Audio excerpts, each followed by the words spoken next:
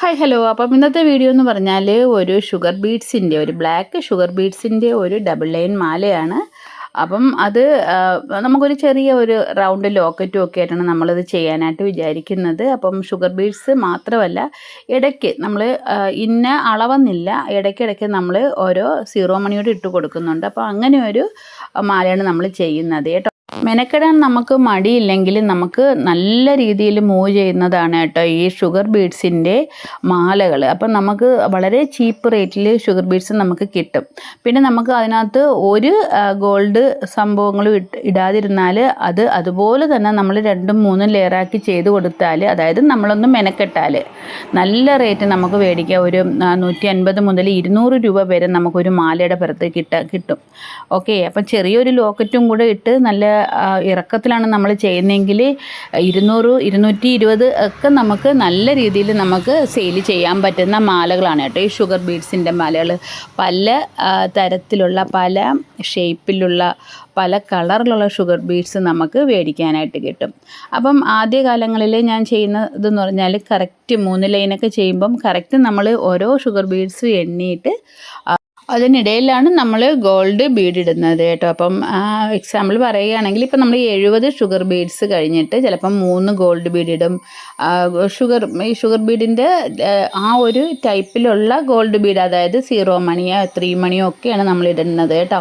അപ്പം അത്രയും നമ്മൾ എണ്ണിയാണ് നമ്മൾ ചെയ്തുകൊണ്ടിരുന്നത്. അപ്പോൾ ഒരേ ലെവലിൽ നമുക്ക് ആ മുത്തുകളും ആ ഗോൾഡ് മുത്തുകളും ഒരേ ലെവലിൽ നമുക്ക് കിട്ടും കേട്ടോ. പക്ഷേ ഇന്നിപ്പോൾ നമ്മൾ അങ്ങനെയല്ല ചെയ്യുന്നത്. ഒന്ന് ഷഫിൾ ചെയ്ത് ഏകദേശം ഉള്ള ആ ഒരു അളവിനാണ് നമ്മൾ ഓരോ 0 മണിയാണ് നമ്മൾ ഇടുന്നത് കേട്ടോ. അപ്പോൾ നമ്മൾ ഈ ഷുഗർ ബീഡ്സ് മേടിക്കുന്ന സമയത്ത് നമുക്കിതൊരു സ്ട്രിങ് പോലാണ് കിട്ടുന്നത്, ഒരു മാല പോലാണ് കിട്ടുന്നത്. അപ്പം നമ്മൾ അതുപോലെ തന്നെ ഇളക്കി അതുപോലെ പതുക്കെ വെള്ളത്തിനിടയിൽ പിടിച്ചെടുത്ത് കഴിഞ്ഞാൽ നമുക്ക് ഷുഗർ ബീഡ്സ് കൊരിക്കാൻ പാട് വരത്തില്ല കേട്ടോ. അപ്പം നമുക്ക് അതുപോലെ അങ്ങ് സൂചിയിലോട്ട് കയറ്റിയാൽ മതി കേട്ടോ. അല്ലാതെ നമ്മൾ ഷുഗർ ബീഡ്സ് സാധാരണ നമ്മൾ ബീഡുകളെ പോലെ ഇളക്കി താഴെ ഇട്ടാൽ നമ്മൾ ഓരോന്നും പറക്കി കൊരുക്കുമ്പോഴത്തേക്കും നമുക്ക് ഒരുപാട് നമ്മളെ കൈക്കും കണ്ണിനും സ്ട്രെയിൻ ആവും കേട്ടോ. അപ്പം മറ്റേ ആ ഒരു സ്ട്രിങ്ങിനെ നമ്മൾ എടുക്കുന്ന അതേ ലെവലിൽ തന്നെ കൊരുത്താൽ നമുക്ക് ഇത്രത്തോളം നമുക്ക് പാട് വരത്തില്ല കേട്ടോ. അപ്പം നമ്മളിപ്പോൾ ചെയ്യുന്നത് ഒരു സൈഡിൽ നമ്മൾ പകുതി ചെയ്തിട്ടുണ്ട്, എന്നിട്ട് അടുത്ത സൈഡിൽ പകുതി ചെയ്ത് തീരാറായിട്ടുണ്ട്. എന്നിട്ടാണ് നമ്മൾ ഒന്നിച്ച് ലോക്കറ്റ് ഇടുന്നത് കേട്ടോ. അപ്പം നമ്മൾ മാലയുടെ ഹാഫ് പോർഷൻ നമ്മൾ ചെയ്തിട്ടുണ്ട്, അതായത് 2 ലൈൻ വെച്ച് പകുതി നമ്മൾ ചെയ്തിട്ടുണ്ട്. ഇനി നമ്മൾ ഒരു ചെറിയ ഗോൾഡ് ബീഡ്, നമ്മൾ ഒരു ബിന്ദി ബോളിൻ്റെ ഒരു ചെറിയ ബീഡ് നമുക്ക് ഇട്ട് കൊടുത്തിട്ട് വേണം നമുക്ക് ഒരു റൗണ്ട്, നമ്മൾ ബീഡ് പോലെ തന്നെ ഇരിക്കുന്ന സ്റ്റോണിൻ്റെ ഒരു ലോക്കറ്റാണ് നമ്മൾ ഇടുന്നത്. നമ്മളതാ ഇങ്ങനെ ലെവലൊക്കെ ആയിട്ട് വെച്ചിട്ടുണ്ട്. ഇനി നമ്മൾ ആ ഒരു ഗോൾഡ് ബീഡും ആ ഒരു ലോക്കറ്റ് നമുക്കൊന്ന് ഫിക്സ് ചെയ്യാമേ. അപ്പോൾ ഇതാണ് കേട്ടോ നമ്മൾ ഇടുന്ന ആ ഒരു റൗണ്ട് ഗോൾഡ് ബീഡ് കേട്ടോ. അപ്പം ഈ ഒരു മോഡല് മാലകൾ നമുക്ക് മീഷോയിലെല്ലാം അവൈലബിൾ ആണ് കേട്ടോ. അപ്പം ഇതിന് നല്ല റേറ്റിലാണ് മീഷോയിലൊക്കെ കിടക്കുന്നത് കേട്ടോ. അപ്പം അത്രയും ഇതൊരു ഫേമസ് ആയിട്ടുള്ള ഒരു മാലയാണ് കേട്ടോ ഈ ഒരു ലോക്കറ്റിൽ വരുന്ന ഈ ഒരു മാല. അപ്പം ഹാഫ് പോർഷൻ നമ്മൾ തീർത്ത് കഴിഞ്ഞു. അപ്പോൾ ഇനി നമുക്ക് അതിൻ്റെ ബാലൻസ് ആ ഓരോ ലൈനും നമുക്ക് കൊരുത്ത് കൊടുക്കാമേ. ഇടയ്ക്ക് നമുക്ക് ആ ഒരു 0 മണിയും കൂടെ ചേർത്ത് കൊരുത്ത് കൊടുക്കാമേ.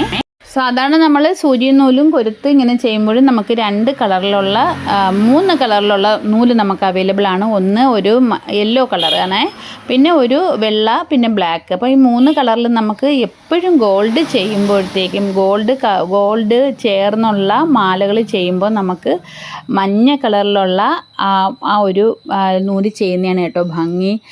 കാരണം ഗോൾഡുമായിട്ട് ചേരുമ്പോഴത്തേക്ക് ആ മഞ്ഞ കളറ് കുറച്ചും കൂടെ ഭംഗിയായിട്ട് തോന്നും. അകത്ത് കിടക്കുമ്പോൾ തന്നെ നമുക്ക് അതിൻ്റെ ഒരു ഭംഗി നമുക്ക് അറിയാൻ പറ്റും. പക്ഷേ വൈറ്റ് ആകുമ്പോഴത്തേക്ക് നമുക്ക് അത് എടുത്ത് കാണിക്കും കേട്ടോ. പക്ഷേ നമ്മളിതിപ്പോൾ ഇതിൻ്റെ കൊളുത്ത് വരുന്നതും ബാക്കിലാണ് കേട്ടോ. അപ്പം അത്ര പ്രശ്നം വരത്തില്ല കേട്ടോ. അതേസമയം നമുക്ക് ഫ്രണ്ടിലോട്ടാണ് അതിൻ്റെ കൊളുത്ത് വരുന്നത്, ലോക്കറ്റ് വരുന്നതാണെങ്കിൽ നമ്മൾ ഒന്നും കൂടെ നോക്കിയിട്ട് വേണം ചെയ്യാൻ കേട്ടോ. അപ്പം നമ്മുടെ മാലത ഫിനിഷ് ആയിട്ടുണ്ട്. അപ്പം നമുക്കിതിൻ്റെ കൊളുത്ത് ബാക്കിൽ കെട്ടിക്കൊടുക്കാം. അപ്പം നമ്മൾ ചെയിനും ഹൂക്കും ആയിട്ടാണ് എടുത്തേക്കുന്നത്. അപ്പം 2 സൈഡിൽ നമ്മൾ ആ ഒരു ചെയിൻ്റെ സംഭവങ്ങൾ കെട്ടിക്കൊടുക്കുകയാണ്.